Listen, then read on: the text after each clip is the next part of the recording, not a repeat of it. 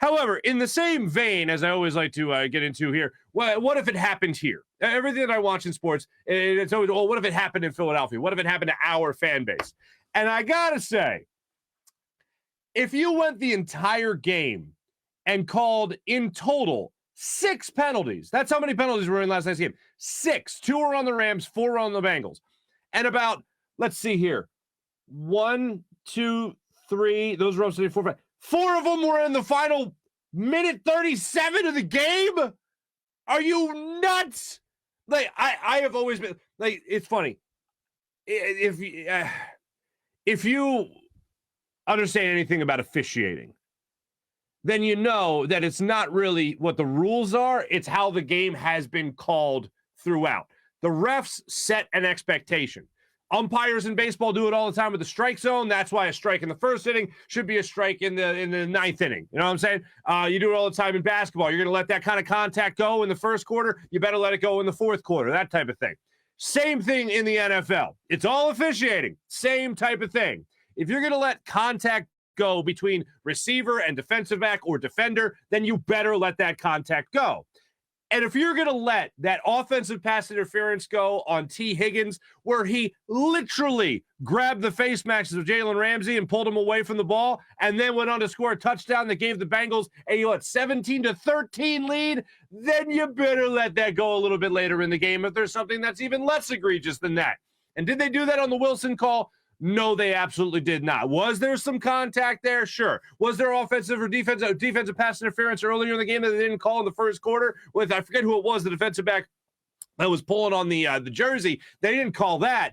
But in the last minute 37 of the game, on a 3rd and 8 play, 3rd and goal from the 8-yard line, the refs are like, this is where I got to get involved because I'm bored. We've only called, 3, 4 penalties before this point in the game. Let me get involved here. No.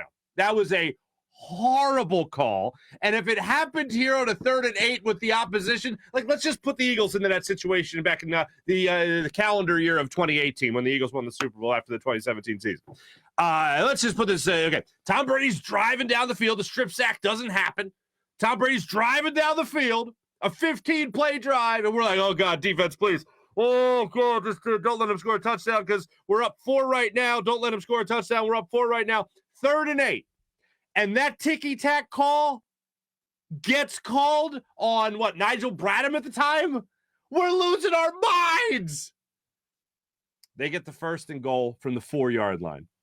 Then you have a pass to the back of the end zone to Cooper Kupp. He catches it, touchdown. 2 flags on the play. One was for offensive holding. The other, the defensive, what do you call that? Unnecessary roughness on the Bengals. So now you reset 1st and goal from the 1-yard line. You get another penalty after that. That one was legit. The one on Eli Apple, that was definitely defensive pass interference. So then you get another set of downs, and then, of course, they end up scoring. They try to run it up the middle with a quarterback sneak, Matthew Stafford. They don't score it. But then they get the score afterwards with Cooper Kupp's touchdown reception, which was just amazing. It was a perfectly thrown ball by Matthew Stafford. Happy for Matthew Stafford to get out of Detroit, to go. Like, let's just talk about this again. I got engaged in the city of Detroit. It's just how fate would have it. But anyway, so Detroit's got a special place in my heart. However, going from Detroit to L.A., that's got to be nice, especially when you're going from that Detroit weather overall to that LA weather overall. That's got to be nice. And I know Matthew Stafford played in a dome all those years, so I'm not saying that he did play in bad conditions. But that's got to be nice to go from Detroit to LA. That's got to be a nice little transition, right? It's got to be nice to then go into the playoffs. It's got to be nice to then win a playoff game. And then it's got to be nice to go to the Super Bowl and win a Super Bowl in the first year with your new team.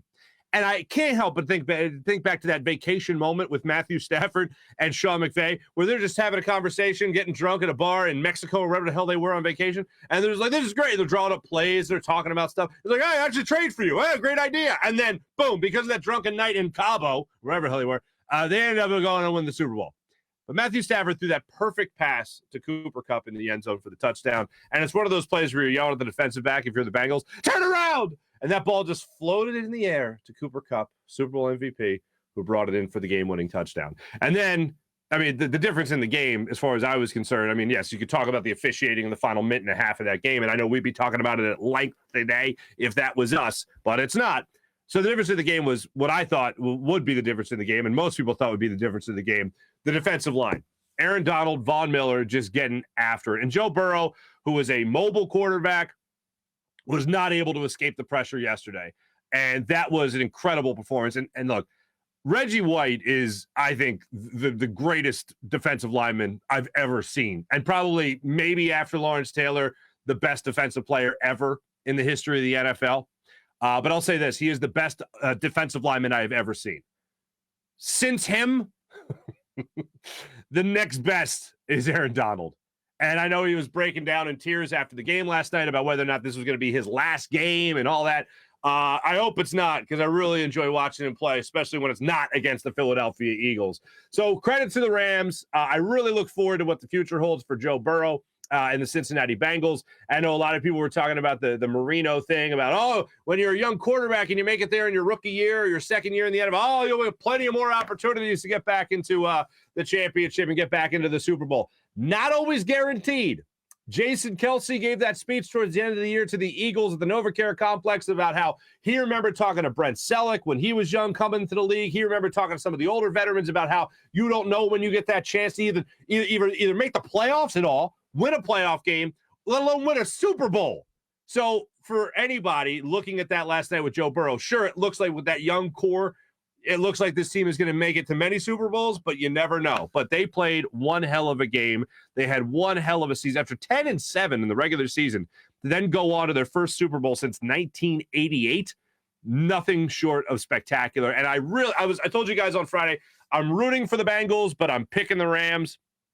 It was a great performance from the Bengals. Certainly not as good as they would have liked it to be, but one hell of a finish to that game. Refs or no refs, bottom line to that. Let me get into this. Halftime show was the single best halftime show I've ever seen. And I remember the first memory I have of watching a halftime show really was Michael Jackson in like 91, I want to say it was. And I was 9 years old watching that going, oh, that's a pop singer guy. This is pretty good, right? But I've seen like the highlights again going forward. The other thing was Purple Rain, In the Rain with Prince in the year Peyton Manning won his first Super Bowl with the Colts. That was insane. That was just amazing. I was there for Bruce Springsteen. I was there for the Left Shark with Katy Perry. I actually saw the what is her name? Missy Elliott. I saw Missy Elliott. She was like from here to here. We were that close. And I was like, she's so tiny, I could put her in my pocket. So I've seen a couple live, being at a couple Super Bowls. But that yesterday was the best halftime show I have ever seen. I don't know about the ones you've seen, but as far as what I have seen, that was the best one I have ever seen. And here was like, I was debating it to myself, like we all were like, kind of like after, like I don't want to jump to a hot take, oh, greatest thing I've ever seen, right? But I didn't want to jump to that hot take. But here's what I got for you. Of all the halftime shows I have seen, at the end of them I've gone, that was great, that was Prince and the Purple Rain and the Rain, that's awesome, that was incredible. All right, back to football. This halftime show I watched and I went, oh, we got to go back to football? Can we get more of the halftime show? Just give it another like 5 minutes. The players look tired. Give them a break. Let's one more song, guys. Like I have never watched a halftime show wanting more. I've always been eager to get back to the football. And in this case, I was like, can the football just hold on for just 1 second? Because I'm just really enjoying what I'm watching there. And yeah, that was my era. You know, they were talking about the millennials. I'm an old ass millennial. I guess I'm like a millennial by 3 months. Because it's supposed to be like 82 to whatever, I don't know, but that's my year. I was born 82, so I'm like a millennial by like 3 or 4 months. So like watching those guys and Eminem and all that, and Dr. Dre and of course the Snoop and all that, I was just blown away. And I'm looking at it and I'm like, how old is Snoop now? Yeah, he's 50 years old. Mary J. Blige 51, I believe, and I'm like, this is amazing. This is absolutely amazing.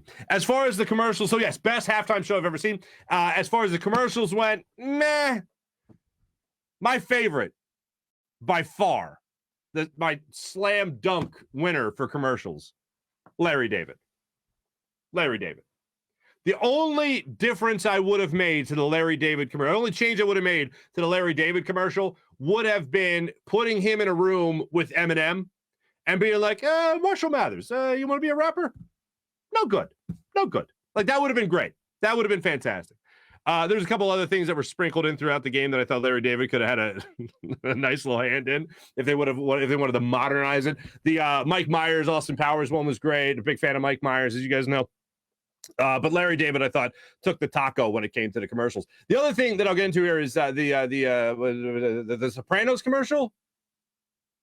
I know a lot of people were raving about it.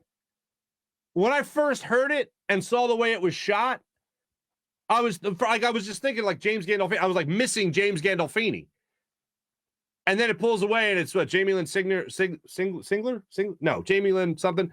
And she's married to Lenny Dykstra's son now, Cutter Dykstra, I believe. And I'm like, okay, that's cool. It's a throwback to that. And then, the other kid that played the other guy in the show. I'm watching it. I'm like, it made me want to. I knew there were two big parts of the show, but it just made me want to see James Gandolfini. Nobody else. So that left me wanting something else, not wanting more, wanting something else. So I think the Larry David one kicked the crap out of that one. So that's where I go with the commercials. The LeBron one, talking to his younger self, that was just weird. So that's what I got for you as far as the Super Bowl night went. But hopefully you guys got to enjoy it. Hopefully you guys got to see some friends and family get together, a little gathering, right? Watch the Super Bowl.